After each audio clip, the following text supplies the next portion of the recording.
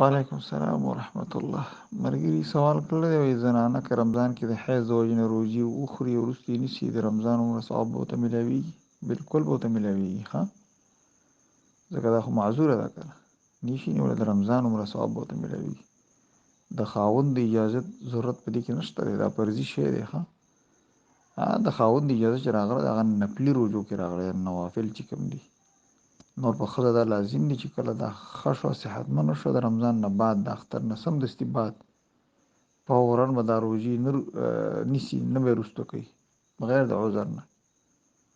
عذر دا چې سخته بیمار وي نو بس صحیح دی، بیا معذوره ده.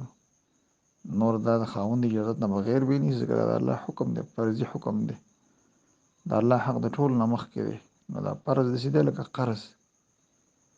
نو فدین الله حق یقضی. یو زنانه ویل یا رسول الله زما پلار باندې حج فرض شوی دی هغه نشي کولی، زه یې ته وکړم. یا وکړه چې ستا پلار باندې چا قرض یې ته به یې نه ورکوې، ولې نه؟ نو د الله قرض ادا کړه که نه.